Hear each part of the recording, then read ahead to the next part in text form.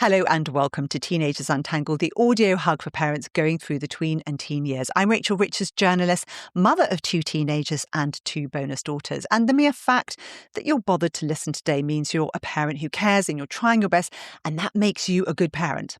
Now, regular listeners will know that I'm not just obsessed with exploring what goes on in the home, I'm also fascinated by how we live in time, in society, and how we're raising kids who play a hopefully positive role and contribution to that society. So when I was sent the book, Teaching Critical Thinking to Teenagers, How Kids Can Be Street Smart About AI, Algorithms, Fake News and Social Media by Marie Davies, I couldn't wait to start, and I wasn't disappointed. Honestly, it's as if it was written for us and our kids' teachers. Now, Davies is a senior lecturer at the University of Auckland who emphasises making critical thinking accessible to all teenagers through her Street Smarts model that we're going to discuss, and get some really great tips on how we parents can both model and teach critical thinking to our kids. Marie Davies, thank you so much for joining us. Thank you. It's lovely to be here, Rachel. And it's really late at night there, so we're very grateful. For parents listening who may think critical thinking sounds a bit abstract or academic, what is it and why does it matter so much in everyday teenage life? So, critical thinking is when you're presented with some news or some information or an argument that someone's making, that first of all, it's quite normal for all of us to have an emotional response, right?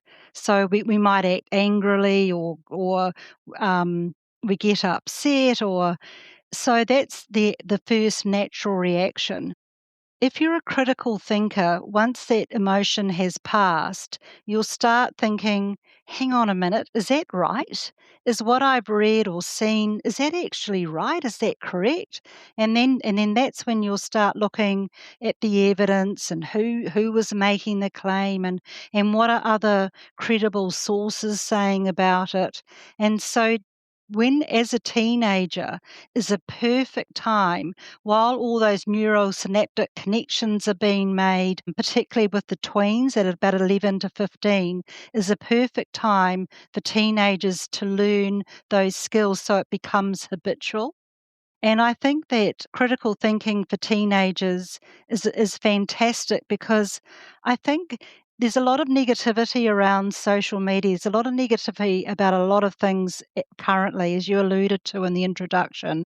And I think that if you're a critical thinker, it kind of gives you that power, that gives you some empowerment.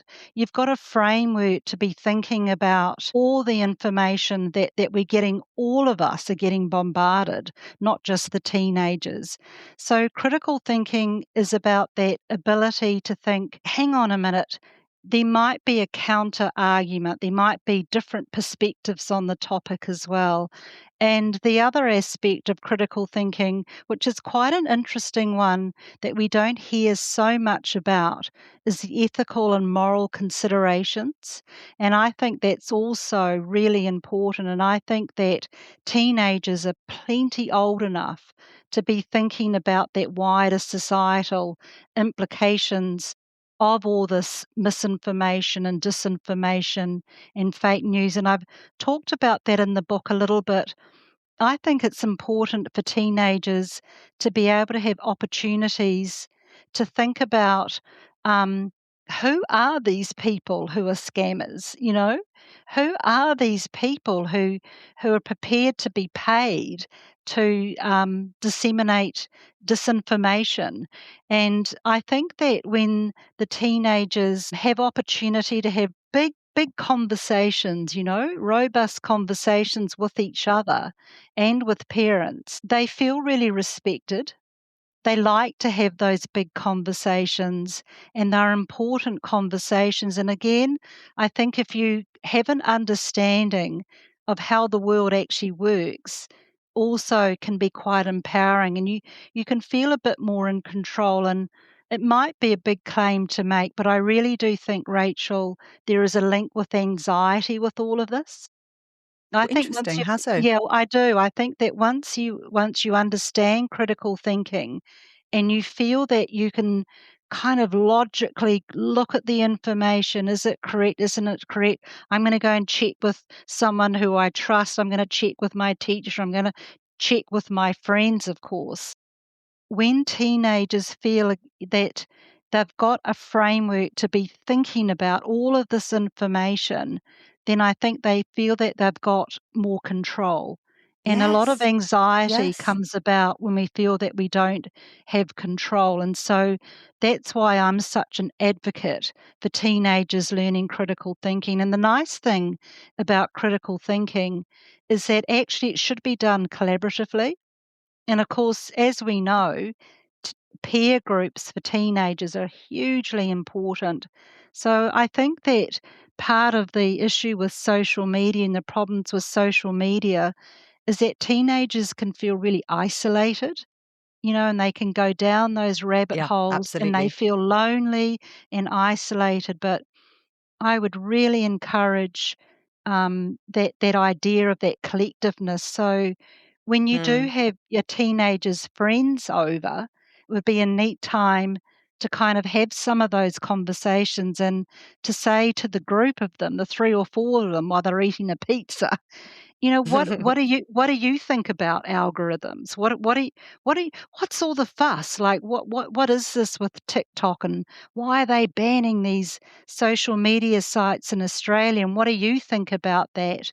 And I think that's a really great way of bringing in, the ideas of critical thinking with Yes. teenagers is that idea of the collective. They we all had that experience when our kids, were devoted to everything we said, and then at about 11 or 12, they start asking you to drop them off a little bit further down the road. As your Yes. teenagers become as their friends and their peer group becomes so important to them. So I see that as a strength, that to Yes. use that friendship and that companionship and that support from their peers, as well as seeing us as parents as support.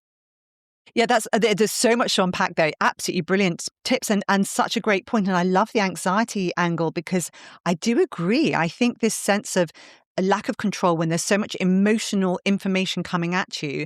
And we've all done it where you get in something that triggers an emotion and you feel like sharing it immediately. Oh, look at this. And actually having that pause button there and knowing that it's worth stopping and thinking about where this came from, who's doing it. I'm interested in the origins of critical thinking because I know that you talked in your book about that actually Socratic thought underpinned this whole, well, democracy. And w- so, what is the background of that? So he was concerned about it's a very, very long time ago in Greek history, but he was actually concerned about justice. And he was concerned that the people who were running the place were kind of taking advantage of those who were less well off financially, etc. So nothing's changed, has it? So that Nothing's idea changed. about nothing's changed. So that idea around inequity is something that critical thinking should be seen for as well. That's why I was talking about the ethical and moral considerations.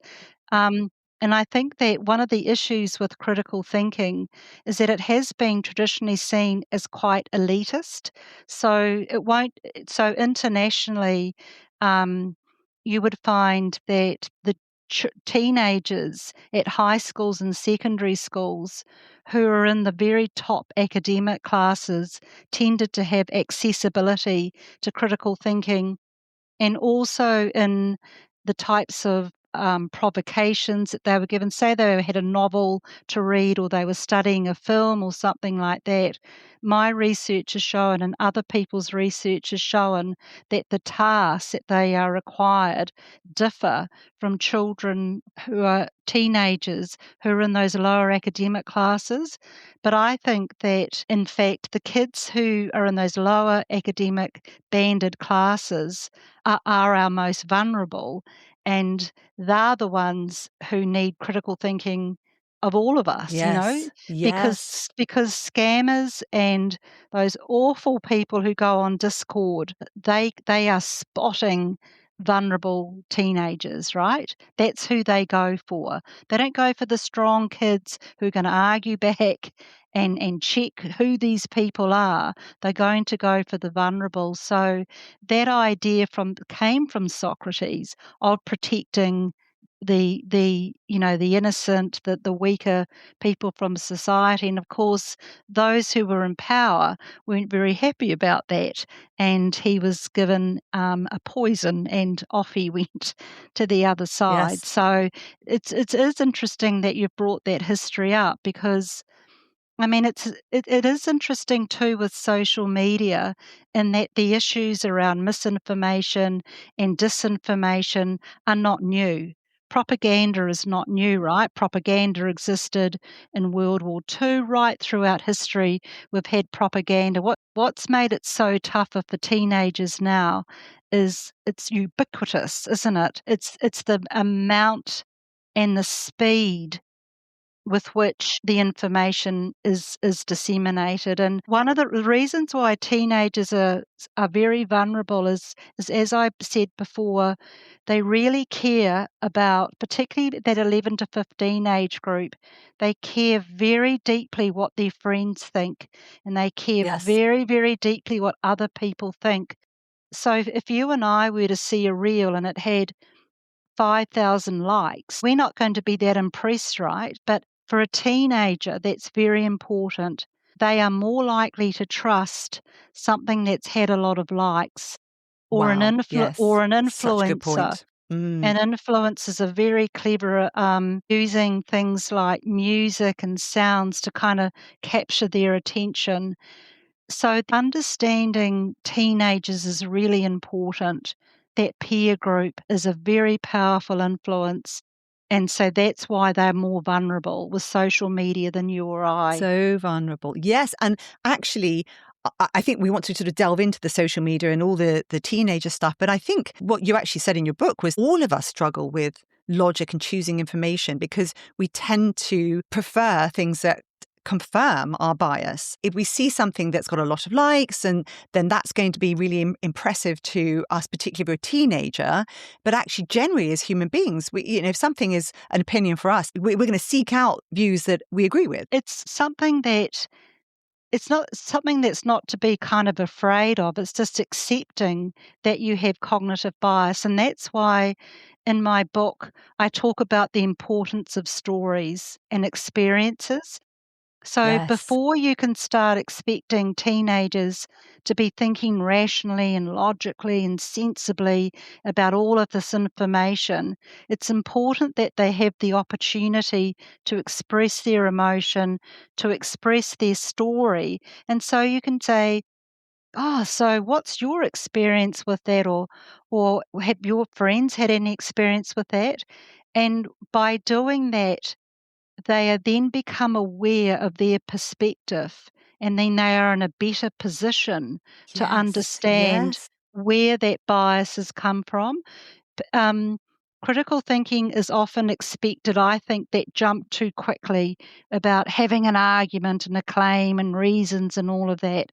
That space before it is crucial, and often, we think we don't have time, but it's really important yeah, as I've said, to allow those stories. And it would be a fun thing too, as I've said, when the kids are over with their friends, as a parent to ask for their stories. And I had a whole load come to stay with me one summer, and it was the most fascinating Oh, thing because people don't listen to teenagers actually mm, saying what they think before mm. jumping in. And there was this brilliant research I did for a previous episode which was about conflict management. And one of the acronyms I picked up, which I've used ever since, was LUFU: listen until they feel understood. And Oh, then that's you can actually have wonderful. conversations. I will say it in my mind if I'm thinking, oh, no, you've got to understand me. It really helps me pause for them to express themselves.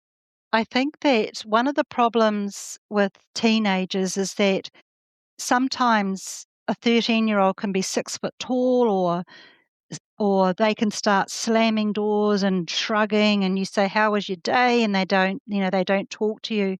And one of the interesting aspects about teenagers is that they can appear to not want that closeness, but they Mm. absolutely do.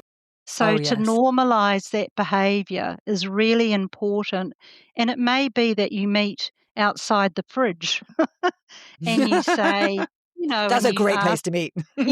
like somewhere like that, something that's informal, casual, and you just might want to say, "Oh, how are Food. you going?" Yeah, what I've noticed there's been a lot in the media and a lot of concern about such and such. What do you think about that? So it doesn't have to be around the dinner table. That sort of, how parents can get quite frustrated when they say, "What do you think?" and they don't get an answer. But it's important to not give up, to not give Yeah, up and with it those can feel too questions. confrontational, can't it? If you're in a Yes, sort of if it yes, feels a bit too formal and they're saying, "Well, what do you think?" then it can make teenagers yes, feel like they're yes. being inspected rather than that you're genuinely interested in what they have to say. What I would do with my own kids is I would tell my own story. So algorithms are a massive issue, right? Because these social media platforms know everything about us and what we do. And I might say something like, I was in Melbourne recently, and when I was there, I went to a comedy show. And then I would say to my children, oh, and all I'm getting now are reels about comedy shows. So my phone knew that I'd Yes. gone, and then I'm like, "Oh, I'm gonna have to change my algorithm now, it's so annoying." So it's that collectiveness, it's that we're all in this together, I think is really comforting to teenagers as well. It's not just something that's being done to them, but it's a problem for all of us. So sharing your stories about social media, is really helpful as well.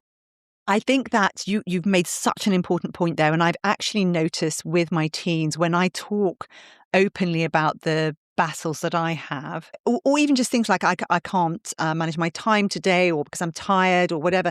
I hear them using those same words talking about themselves, and it's so effective for helping them process what they're experiencing, rather than them thinking, "Oh, I don't want to admit it because my parents think they're perfect, and then that'll make me look like." Like Yeah, I can't do things.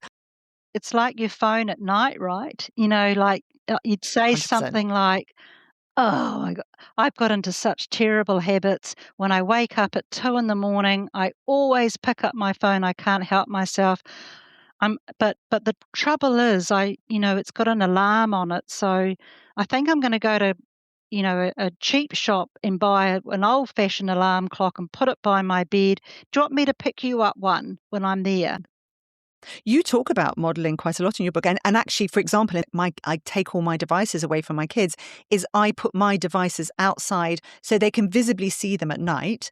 And I say, you can look at any time, my devices are all there, give me yours, and I lock them in my Mm. room. But you have some wonderful thoughts about how important it is for us to model this thinking and this behavior. So,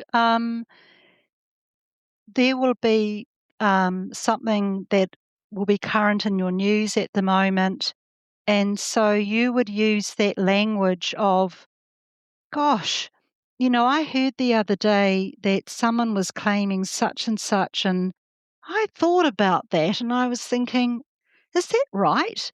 And, and so then I actually went and looked at CNN to see what they had to say, and they were saying such and such, and so you're using that language of Love it. curiosity and inquiry. Critical thinking can be more than just getting multiple perspectives.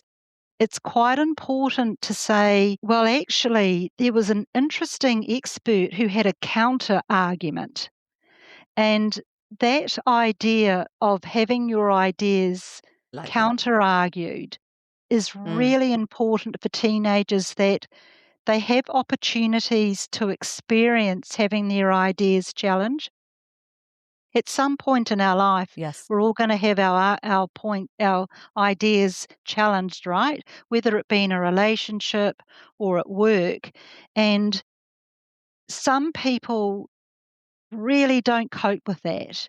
They really struggle emotionally with having their ideas counter-challenged, but it actually takes opportunity and practice that we don't take it as a personal affront, that we can take a deep breath and say, "Well, actually, the reason I believe that is such and such." And so that counter-challenge will either confirm what we think, or it may be that we do change our mind. And that idea of changing your mind, Rachel, is something that I think's very important to model. That I used to Yes. think this, it's a problem in society because often the politicians get ridiculed if they change their minds, but Yeah, actually it's true. I Yes. respect politicians the most who say, "Well, I used to think this, and then I went and spoke to the community, I went and spoke to the locals, and I read all these reports, and I've actually changed my mind." So that's another good, critical thinking, disposition, is to say, "I've changed my mind." Yeah. And you also have said that actually for bullies, if a teenage bully learns to construct a good argument and to think about the issue from alternative point of view, they're much less likely to turn into an adult bully. Yes, that's right. That's exactly right. Well, but bullying is a lack of empathy, isn't it? Mm, And so if you do have practice and opportunity to think about ideas from other perspectives, from a counter challenge, then that helps your understanding, and in turn that helps with empathy. yeah. Can you explain how schemas work in our brain and how they affect our thinking? And what is a schema? So a schema is that we have a schema for everything, right? So if I go to the supermarket, I could probably do it with my eyes shut because I've been to the supermarket 15 million times. If you put me in a different supermarket, Or be they about move it around when they they move it rearrange it and around, you go and you're like, right? I don't know what I'm doing. Right. Yes. So Okay. we've got a schema for everything. There's a process called myelination. So if you do something repeatedly, the sheath around those connections strengthens and thickens, and so that those neural pathways become very strong, and that gives you automaticity. So you can remember things, and so schemas are things that you can have strong schemas that you're able to think quite conceptually and deeply. And so while because so what happens is that when children turn about 11 for girls and 12 for boys, our grey matter is the biggest it's ever going to be. And those neural pathways, those connections start getting chopped, and so there's an expression that's often used, and I'm sure you would have had other people on this program talk about that idea of use it or lose it. And Yeah. so if a teenager, when they're about 11 or 12, learns to play a musical instrument, learns to play other language, learns to do other things, those connections become very strong. So that's why learning about critical thinking as a teenager is a wonderful time, because that's the connections, that neural pathways of automatically thinking, what are the reasoning? What is the evidence? I'm going to look at the source. I'm going to talk to other people about this. Um, develop a sophisticated schema. Right. Fascinating. And it's so apposite at that time.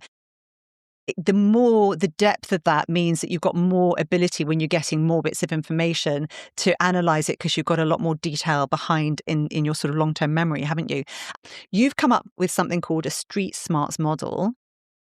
And I think it's to do with because the complexity of a topic can really affect a teenager's ability to think critically. So can you give me an idea of how this street smarts model would work, or what it is? So if you're going to be, well, street smarts, is developed for, you can use it at home and you can use it at school. So if there's something really important that you want to talk to a teenager about, my recommendation is that first of all, as you say, it needs to be something provocative, right? It needs to be something really interesting and not humdrum, or they're not going to be interested. Once you've got that topic that's a really important topic, you start with their story. what you said with that wonderful acronym, just listen to their story and their experiences, and then you just listen. And then you can say, well, what's your position on it? In critical thinking, they use the word argument. An argument doesn't mean when you're fighting with your brother. Yes. An Yes. argument is a substantial claim. So you could say to a teenager, well, what's your position on that? And then they'll tell you, and you go, oh, that's interesting. Where did you get that idea from? It's that idea of evidence. And then to just gently say, well, I don't know about that. Would everyone think that? And you could play the devil's advocate there. Well, I'm not sure that counsellors would think that, or I don't think that Joe, our neighbour, would think that actually. What do you think Joe would think? The cross neighbour or someone. Teenagers are plenty old enough to start thinking about inequities in society. And you can have that conversation about, well, who would benefit from that? Who would not benefit Yes. from that, from your position? So thinking about others, that in anything there's inequities, right? And in any position there's power issues. And teenagers love talking about that big They stuff. do. Oh, they love Yeah. it. So you've started from them. You started from them, their story, going into their position where they're having to justify it, thinking about different perspectives, a counter argument, and then thinking about the wider societal issues of that argument. And then the last part is really just thinking about whether or not they still think that, whether after having that discussion, it's confirmed or they've changed their mind, or it might not have been changed, might have been slightly tweaked. Critical thinking is about the strength of your argument. So you and I could have the same argument, but my argument might be stronger, or your argument is stronger. So that's another word to use at home. Well, that was a Mm. strong argument that they used. That was pretty amazing. With debating, it's that right or wrong, but critical thinking's not that binary right or wrong. Yes. And you used a phrase in your book I loved, which is, it's not about winning the argument, it's about Yeah, finding the winning argument. So it's yeah. not, so depersonalizing it. It's not that you don't have the right way to think. It's that, oh, this argument looks better. That's, And so an example here recently, a mayor of a smaller regional place said that we've had some terrible flooding here recently, and a mayor said to the media, oh, the government's calling out these emergency crises before they happen. It's too woke. A topic like that would be a fun one to talk about with your teenagers. It's got to be something provocative and ambiguous and meaty enough for them to talk about mm, using critical thinking. Rachel, you're not going to be using critical thinking every day while you're eating your porridge.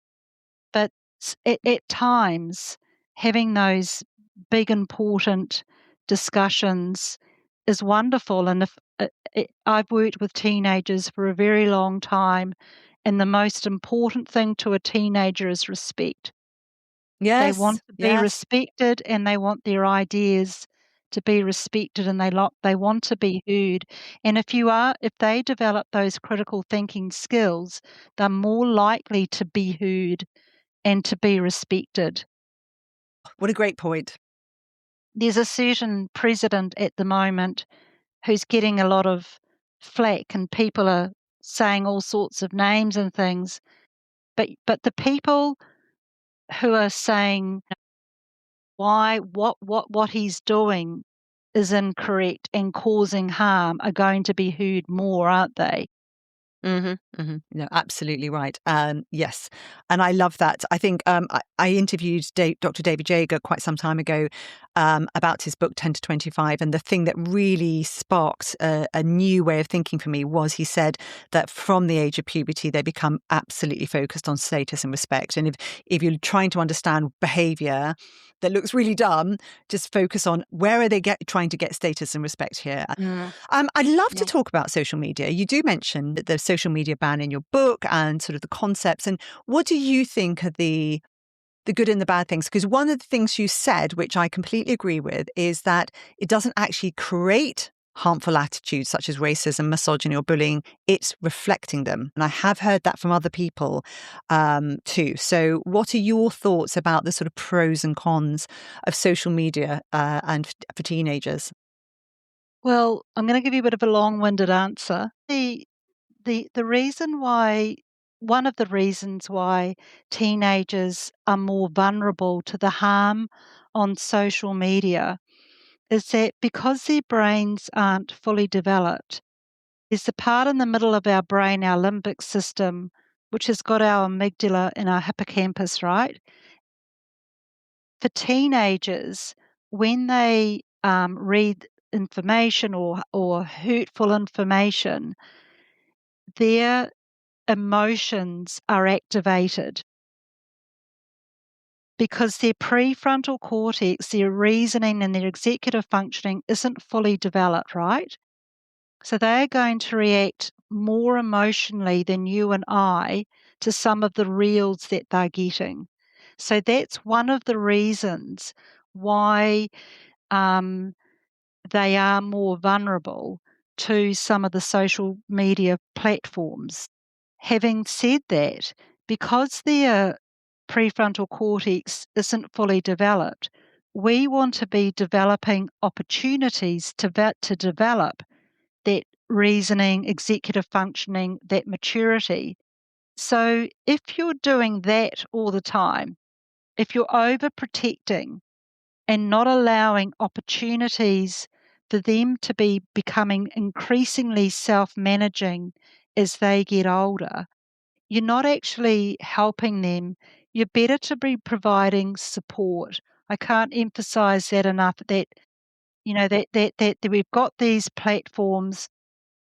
Who are these people that are, that are sitting beavering away working out algorithms and having those conversations, to me, is a lot healthier. And yeah, overprotection is something that's an interesting idea, isn't it? Because we all love our children so much and you want to protect them. But actually, if you overprotect teenagers, they can then become vulnerable. A big thing to teach teenagers and children is to trust their intuition. So if they're on something like Discord, they can be watching Arsenal on a football game, and you know how you have the conversations that come up. And there are people who will go on those conversations who aren't interested in watching Arsenal. They're wanting to connect with teenagers and to start grooming them, right? Well, if you overprotect teenagers, how are they ever going to spot that language of, grooming, etc.? So I think it's much healthier and more helpful to teenagers to be talking and listening. And like I say, when their friends come over to chat about the stuff. And also, I think ideally, in an ideal world, um, if you know your teenagers' friends' parents is very Yeah. helpful. If you Yes. all decide if you all decide on kind of the same rules, is very helpful, because then the kids can go, "Oh, our parents, they won't let me watch. They're only letting me on the screen 2 hours a day." But because all of their friends have got those same rules, can really help. So it's those things that are my preference rather than banning. I think that with banning, unfortunately, other platforms are going to pop up very, very quickly. And I think that banning in teenagers is like a contradictory in term. You know, How can we I make this more exciting for teenagers? I think that many teenagers, including one of my children, would see that as a challenge. Yeah, yeah, They they do. the evidence from Australia is that the kids immediately worked out using VPNs how to get on, and so what were they learning? And it You know becomes the what? cool kids, like Yeah. we're the cool kids because Yes. now we've got something that you guys can't. And I mean, Yeah. I think parents have to decide for themselves. I I do agree. think I'm not going to tell people what they should and shouldn't be doing. And I completely understand people who take one or the other viewpoint because it's much more It is nuanced than some difficult. other things. But I do very much agree with you that I think it's really important that we're engaging with those kids on what they might be accessing and why it has the impact it has, because I think they learn so much from hearing us talking about these things, even if they're rolling their eyes. And I Yeah. love you've got a whole section talking about the algorithms, the different algorithms in different platforms. And I'm not going to go into them all right now, but how do you think we should be talking to our teenagers about this rabbit hole nature of algorithms? Because we can say that this happens, and even ourselves, even sometimes I'll be researching something and I'll think, oh gosh, everyone's thinking this, and I think, wait a second, and then I think, right, where can I find the opposite viewpoint? Because I think these algorithms are now so powerful that, and particularly in AI, they'll push stuff that you want to hear. How can we talk to our kids about this? Because teenagers often feel their views are universally obvious. I think that, well, there's no way around it.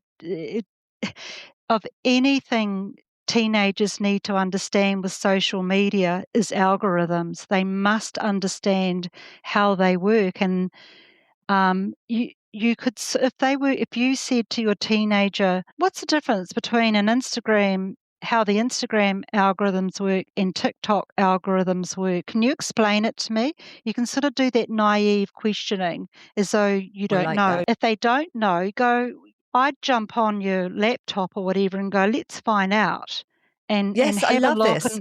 and go, "Oh gosh, that's interesting."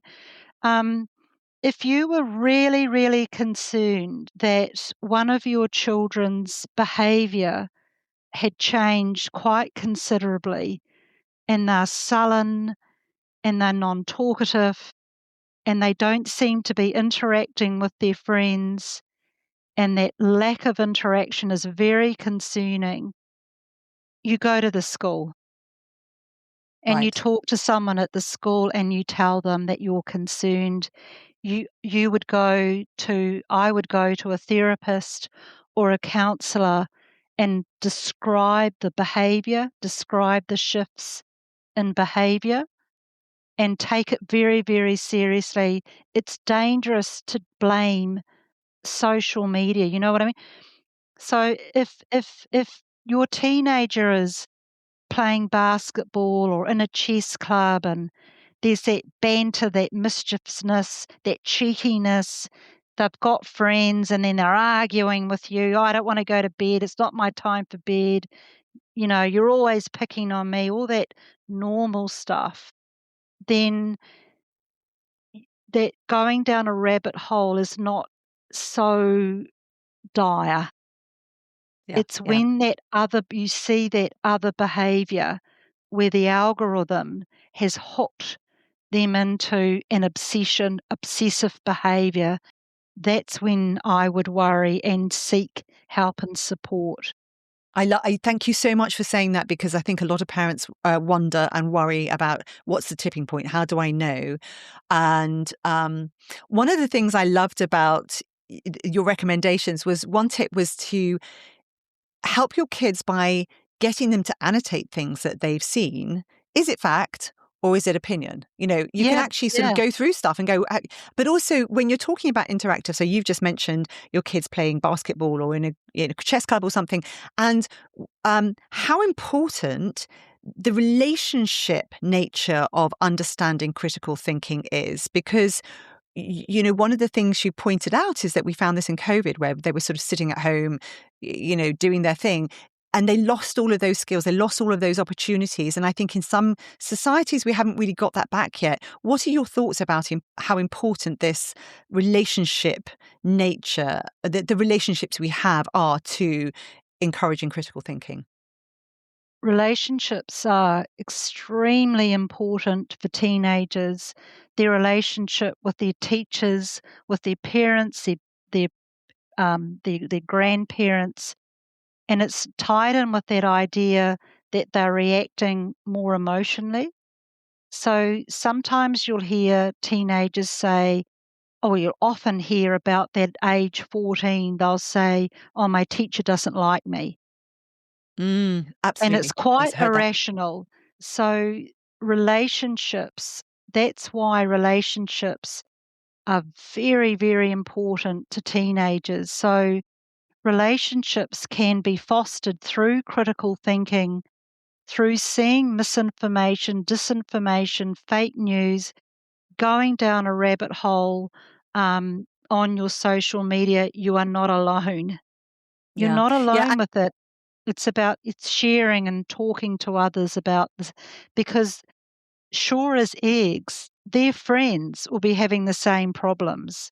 So it's that talking about it is important. I love that. And also the sort of people that they're following, like who are these people, rather than shying away from it and saying, don't, you can't follow that person. You shouldn't, is actually, because you've got this wonderful point about how important it is for us parents to model good behavior, to have these conversations and engage in their lives. What you value as a family is very, very important to teenagers. So if you make a lot of comments about, if you say, oh, so and so's lost a lot of weight, or isn't so and so beautiful, and oh, look at them, aren't they beautiful? Look at her shoes, look at her dress. If you're valuing beauty, that is where a teenager is more likely to see that beauty is valued. So they're going to more likely look at influencers who support that. But if you value, I don't know, bravery, or sort of people Yeah. who are fun comedians, or sort of so valuing other things, that modeling as well. So that choice of your language, how their fathers talk about women and girls is hugely important to boys, isn't it? Yeah. Where did Yeah. that come from, that so many boys started watching and listening to Andrew Tate? Where did Well, that come from? yeah, I think they do. Yes. I mean, I think that a lot of boys are looking for role models who inspire them and make them feel good about their masculinity. Mm. And they've gone looking for positivity and they've got something that's actually feeding them poison. It's very sad, I think. And you're right. I think the values that we show at home, I've talked about this so many times on my podcast. You need to understand what your values are, figure them out, have conversations with your partner. Like, what are our values? And are we actually living those at home and showing our kids that that's what we genuinely think and feel? Mm. And have fun. Yeah, and have fun, exactly. Mm. Lots What of fun. Lots of fun, and I think it's in the fun moments that you could make that connection, and then the kids feel really valued and they matter in this unit, and then they're a bit more prepared to raise other things that maybe they're more worried about. There are a couple of things I want to cover just before we go. One of them is you talk about the types of questions that can be Right. used, because a lot of the times kids will be listening, and I've had this with my kids, where they'll be listening to conversation or something which triggers, they feel uncomfortable and they don't really know how to get engaged in it, because they don't know the sorts of questions to ask that will open up the discussion, because it sounds very emotional. What sort of questions can be used? So I'll talk about 4 different types of questions. One question that's very useful to learn is the uptake question. So you were using the uptake question throughout this whole interview. So I would say something and you'd say, "Oh, that's really interesting. Can you tell me more about that?" So uptake is that. Can you tell me some more about that? Have you got an example of that? What do you mean by that? 3 types of questions that can really raise the level of a conversation, so it's not, just sort of silly banter. And there's one called speculative, and that's when you go, "Gosh, I wonder if that's right," or what did they mean by that, do you think? So that sort of inquiring, speculative one. Another one is analysis.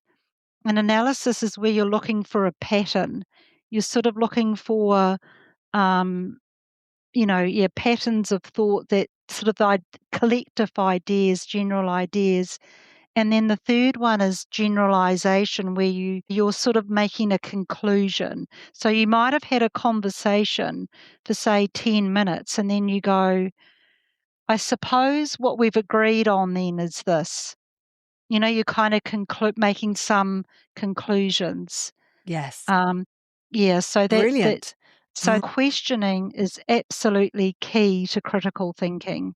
As I say, you need practice to learn them, and as you've said a number of times throughout this podcast, is that modelling. So if you did that type of questioning at home, would be so fantastic for teenagers. They'd really start thinking about things. The other thing, very quickly, you know how your teenagers have novels to read at school. If you read the novels that they're reading, or if they quite often in media Great tip. studies will do film studies. So I used to read the books and watch the same films, and that's when you can have really good chats.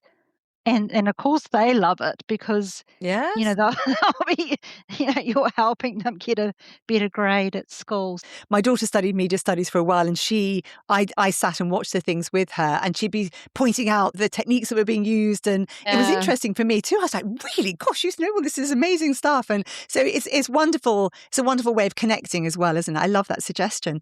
When my children got to about age 14 or 15, I started taking them to kind of indie movies, sort of Rialto Yes.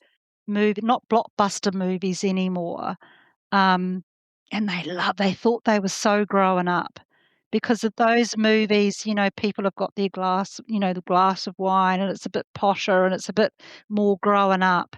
And they loved that. And then we could have deeper chats about those sort of more art house indie type films. Can be a really good way to have good conversations. That's a great suggestion. I'm going to do that with my kids. That's fantastic. And one other thing was fallacious arguments. Can you Yes. talk us through how you spot them, what they are? So that's things like cherry picking.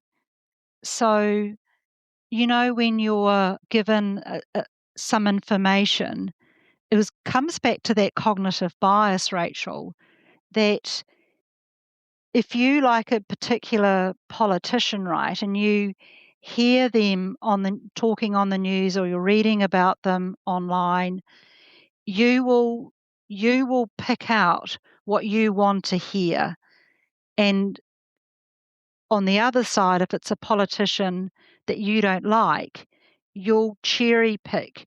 You'll pick out the bits that confirm what you're already thinking. So it's that kind of fallacies that also help us to become more critical of our own thinking. We're aware of our shortcomings, and it does go back to that bias. Oh, like the red herring. There's an argument, and then someone sort of comes up with information that's really got nothing to do with the topic. It's like a distraction. Having the Yep. detective shows, they often put in red herrings, don't they, to Yes. distract us from really what's going on. So it's Yes. things like that stop They'll us sort of from push you off track. they push you off track from your thinking. Is there anything else? What last thoughts for parents who are sitting here? I do actually have lots of educators as well. Are there any thoughts that you had that you'd like to share just to leave this in a way that would give parents something to really chew on, or to just a thought to go away with? I hold some optimism about social media. I think that I think increasingly people will stop being so obsessed with their phones. I think that it is generally considered now that too much screen time is harmful. And I would like to think that we can go back to talking. If your children's friends come over, go and buy some board games, go and buy Jenga, go and buy Pictionary, put them on the table, get the pizzas, and just leave the room, and you'll hear the laughter within 10 minutes. So it is about providing opportunities that aren't screen time. Instead of saying, you're on your phone too much, get off, get off, get off, what are other things that are in place that are being provided so that, because kids will say they're bored a lot. So I just think about other things that can Absolutely. replace that screen time. Completely agree. I mean, we don't have to micromanage it. Like you said, it's like just drop the seeds and they'll pick them up. Yeah. And I Yeah. totally agree. And I think that just taking away something without providing an example, because the other thing is we forget that we grew up in a time when it was obvious that you'd go out and ride your bike. It was obvious that you would whatever. And these kids have grown up with modeling of a lot of parents just being on their screens. And we need to sort of push back into that environment, the home environment, the school environment. Because I also suggested this at school, bring out the board games at school, the cards. Cards are brilliant. You can never go wrong with cards. Just have those things available so you can. Yes, exactly. And they're cheap and you can carry them in your pocket. So even if you're out and you're waiting, you're late for some, you're having to wait for a long time in a queue, bring out the cards. So yes, I think that I love your point and I think it's actually critically important and it's also more fun and we want fun. Marie Davis, what an amazing conversation. Thank you so much. I loved your book. And if people want to buy it or they want to contact you, what's the best way? It is currently being sold all over the world. Taylor and Francis Routledge, who published the book, are truly international. So wherever you are, you would be able to buy the book. I will put the link in the podcast notes so they know exactly how to get in contact with you. So just go onto the links and you'll find whatever you want. I'm going to do a write-up of this on my Substack just so that we've got a bit more because I love these sorts of conversations. I think they're so important. Marie Davies, thank you for joining us. If you found this useful, right now, send it to someone else you know and it will help them. It helps my podcast. It's the way that I get known and seen. You can contact me on teenagersuntangled@gmail.com. You can write a review or give it a 5-star if you'd like to. And you can find me on Substack. I'm teenagersuntangled.substack.com. All the links are in the notes. That's it from me. Have a great week. Big hug. Bye-bye.